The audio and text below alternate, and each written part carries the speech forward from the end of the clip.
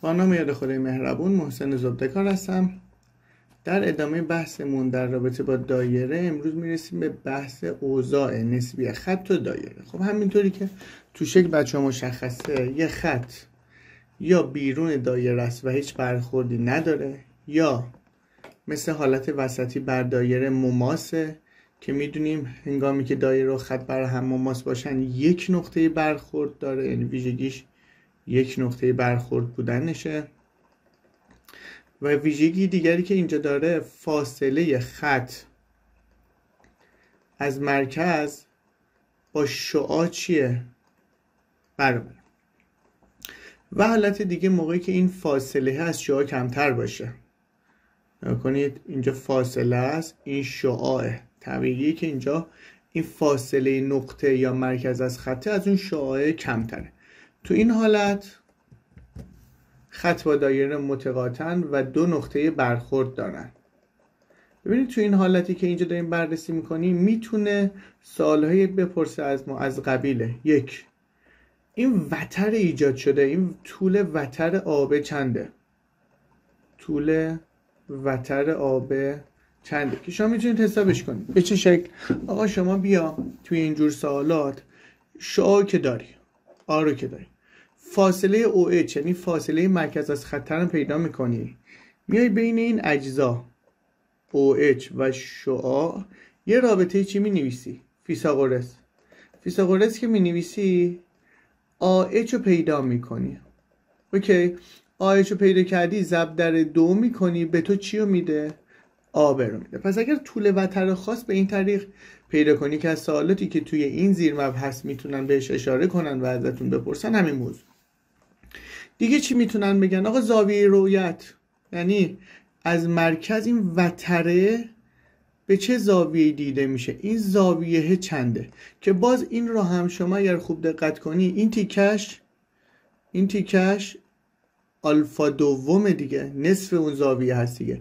میای مثلا با چه میدونم تانژانتش یا سینوسش یا کوسینوس یکی از نسبت‌ها پیدا میکنی. البته که ما معمولاً این فاصله رو داریم، این شعارم داریم، نسبت OH به اون آره کوسینوس آلفا دوم میشه. این زاویه رو پیدا میکنی، باز آلفا دوم رو ضرب در 2 میکنی، به شما چی میده؟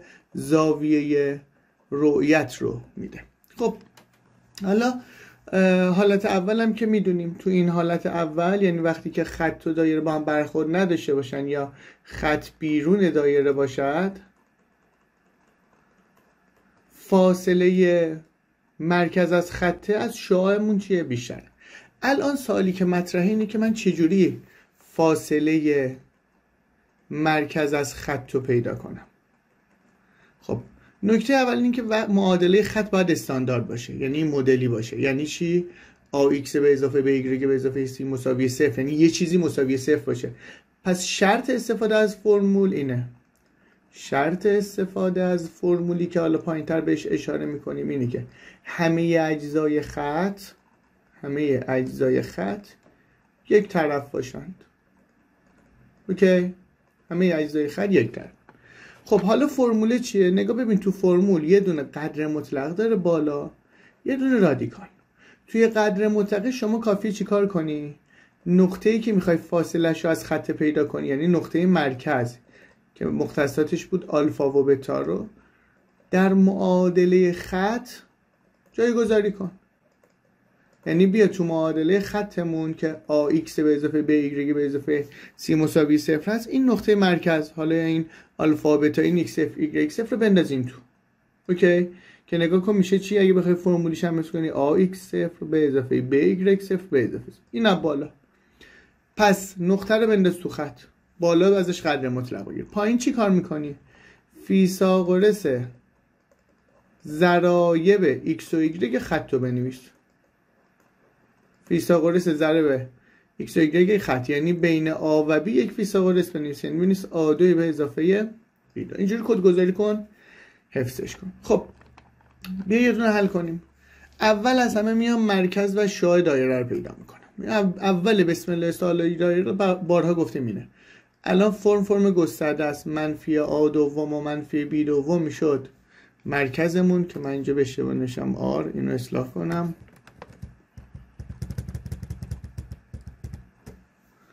او در اصل او میشه منفی آ دوم و منفی بی دوم. منفی آ دومش میشه 1، بی دومش میشه 0.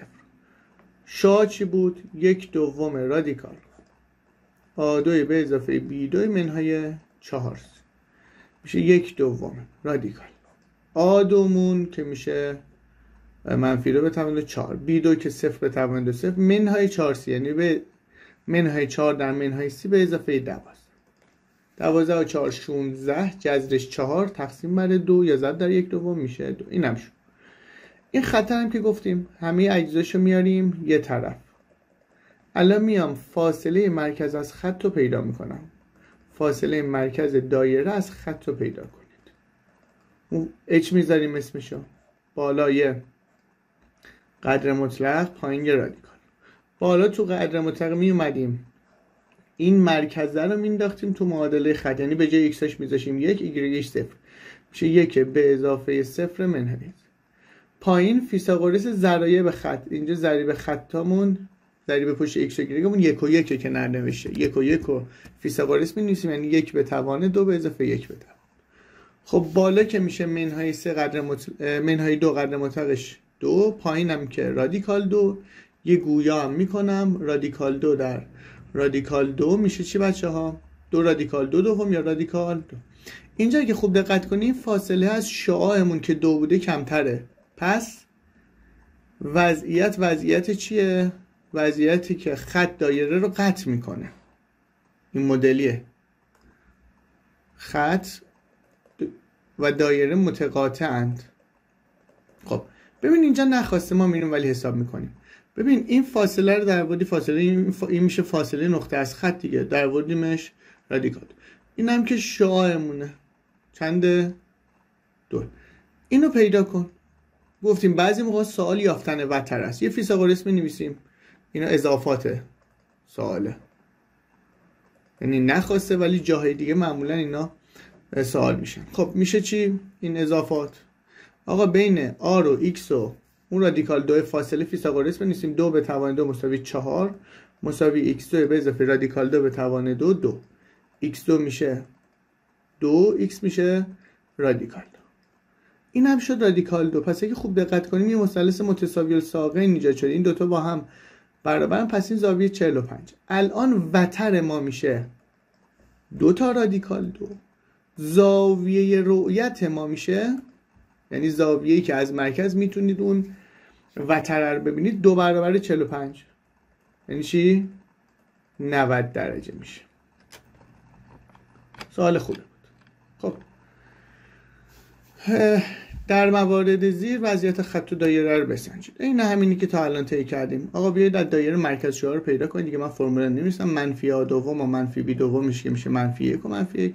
شعاع هم بود 1/2 رادیکال آ2 به اضافه بی2 منهای 4 سی. آ2مون 2 به توان 4، بی2مون 2 به توان 4 منهای 4 سی، منهای 4 در منهای 1 میشه باز مثبت 4 که میشه رادیکال 12 دوم. بچه خود رادیکال 12 3/4 تاست، 4 جذرش 2 میره بیرون میشه 2 رادیکال 3. این 2 با این 2 خط میخوره میشه رادیکال 3. خط رو گفتیم برای اینکه بتونم استفاده کنم همه اجزاشو میبرم یه طرف، میرم فاصله مرکز دایره رو از اون خط پیدا میکنم، بالای قدر مطلق پایین رادیکال. توی قدر مطلق بالا میومدم این نقطه مرکز رو مینداختم تو معادله خط که میشه منفی 1 منفی 1 منفی 1. پایینم فیثاغورس ضرایب خط رو می نوشتم، ضریب و ایکس ایگرگش یعنی 1 به توان 2 به اضافه 1 به توان. در کل می شود بالا 3 پایین رادیکال 2 که خب تقریبا یه چیزی هولوشه 1 و ایمه 3 تقسیم بر 1 تقریبا 2 رادیکال 3 1 و خورده ای. این اگر میخواید باز مقایسه کنید میشه گویا هم کرد ولی همین تخمین تقریبی اوکی. این از شعاعمون که رادیکال 3 یا تقریبا 1/7 بزرگتر شده، چون این بچه 3 تقسیم بر رادیکال 2 رو مثلا 1.5 من بگیریم 3 تقسیم بر 1.5 میشه تقریبا این 2. خب وقتی بزرگتره یعنی این خط بیرون دایره قرار داره و نقطه برخوردی با هم ندارن. اوکی؟ من شکلش اینجا بکشم که با سوالات دیگه قاطی نشه. توی سوال بعدی ویژگیش چیه؟ آقا فرم معادله گسترده نیست. فرم معادله اتحاد مربعی استاندارد ریشه های دوتا پرانتزا یعنی 2 و منفی 3 x و y مرکز میشه، یعنی اینجا میشه او ما، جذر این عدد هم که میشه 2 شعاع ما، خط اونم که y منهای 1 دیگه. ببین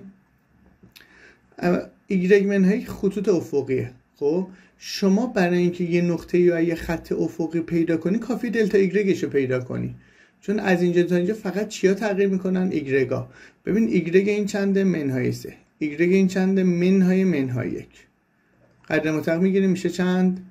منفی 3 به اضافه 1 منفی 2، قدر مطلقش 2. با این شعاع چی شد؟ برابر شد. پس خط و دایره بر هم چی هن؟ مماسن.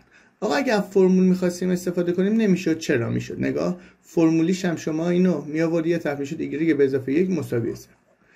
بالا h مساوی یه دونه قدر مطلق یه دونه رادیکال. تو قدر مطلق میومدی این نقطه ها رو مینداختی توی x و y. خب x که نداره، y منهای 3 به اضافه فیثاغورس ضریب x نداره، 0 به توان 2، ضریب y 1 به توان 2. باز نگاه کن چی شد؟ منفی 3 به اضافه 1 منفی 2، قدر مطلقش 2، پایینم 1 شد، 2 که با شعاع برابر شد. پس دایره و خط بر هم مماس. میشه نقطه تماس هم اینجا پیدا کنی برامون؟ بله، چرا نمیشه؟ شما خودش گفته دیگه این نقطه تماس ویژگیش چیه؟ ایگرگش منهای 1. نقطه تماس مختصاتش رو برم پیدا کنم. ایگرگ رو قراره چی بذارم؟ منفی 1. میشه چی؟ میشه x منهای 2 به توان 2 به اضافه منهای 1 به اضافه 3 به توان 2 مساوی 4. x منهای 2 به توان 2. خب این ور که میشه 2 به توان 2، 4 میرون میشه 4 منهای 4 0. پس x منهای 2 رو باید 0 قرار بدیم. x شد 2. ببینید بچه چند تا نقطه برخورد داشت؟ یه دونه جواب داد. اون نقطه برخورد مختصاتش 2 و y هم منفی 1. یعنی شما حتی مختصات این نقطه رو میتونید پیدا کنید. اینم سوال قشنگ. معادله دایره بنویسید که بر خط فلان مماس باشه، مرکزش هم C به مختصات 1 و 2 باشه. گفتیم فاصله وقتی مماسن، فاصله مرکز از خط، فاصله مرکز از خط همون شعاع، یعنی اینجا h ما با r برابره، یعنی این مدلیه دیگه. یه همچین داستانی. حالا من دایرم یکم بد شد، بدتر شد. حالا این موریبه دیگه نمیتونم در بیارم، بزنم دستی میتونم بکشم. یه همچین چیز.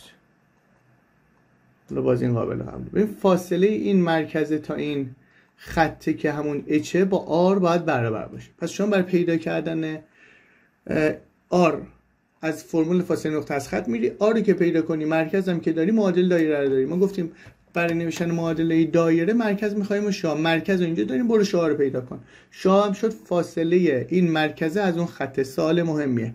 بیای اینو پیدا کنید. h مساوی بالا قدر مطلق پایین رادیکال. تو قدر مطلق میرفتم این مرکزه رو میدادم به این خطه، یعنی به جای xش 1 ایگرگش 2 میذاشتم، میشه 3 منهای 4 2 تا 8 منهای 1. پایین فیثاغورس ضرایب خطم، یعنی این x و y ضریب x و y 3 به توان 2 4 به توان که خب معروفه دیگه، 3 و 4 5 دیگه. 3 به توان 2 9، 4 به توان 16 16 و 25 جذرش 5. بالا 3 منهای 8 میشه منهای 5، واسه 3 منهای 9 میکنیم دیگه. منهای 6 قدر مطلقش هم 6. شعاع شد 6 پنجم. حالا برو معادل دایره رو بنویس. مگه مرکزش رو نداری؟ x منهای x این، یعنی x منهای 1 به توان به اضافه y منهای y این، یعنی y منهای 2 به توان 2 مساوی r2 که میشه 36 25. سوال بعدی گفته مرکز یه دایره ای که مختصاتش 2 و منفی 3 روی این خط که معادلش 3x منهای 4y به اضافه 2 مساوی 0 یه وتر به طول 6 ایجاد میکنه. یعنی اینجا 6. بچه اینجا 6 باشه، این فاصله گفتیم چنده؟ نصفشه 3. این فاصله هم که همون h دیگه، چون فاصله مرکز از خطه. h رو پیدا کنید. h مساوی بالا قدر مطلق، پایین رادیکال. تو قدر مطلقه مرکز رو میدادم به معادله خط، بدیم میشه 3 2 6 تا منهای 4 در منهای 3 به اضافه 12 به اضافه 2 که بالا شد قدر مطلق 20 که همون 20. پایین فیثاغورس ضرایب خطه، ضریب و ایکس و ایگرگ، یعنی این 3 و 4 رو به توان 2 میرسونیم که اینم معروفه، گفتیم میشه همون 5. 20 به 5 میشه چند؟ 4. پس این اچ هم شد چند؟ 4. الان این رو دارم 4، اینو دارم 3. با استفاده از قضیه فیثاغورس این در میاد چی؟ رادیکال 3 به توان 2 به اضافه 4 به توان 2 که اصلا میدونیم 3 و 4 عدد فیثاغورسی ان، آرش حتما میشه 5. خب من مرکز داشتم 2 منفی 3، 4 هم پیدا کردم، معادله دایره رو می‌نویسم میشه x منهای x این یعنی x منهای 2 به توان 2 به اضافه y منهای y مرکز یعنی y به اضافه 3 به توان 2 مساوی r 25 به توان 2. ما تو این جلسه تونستیم وضعیت خط و دایره رو با هم مقایسه کنیم. امیدوارم که لذت برده باشید.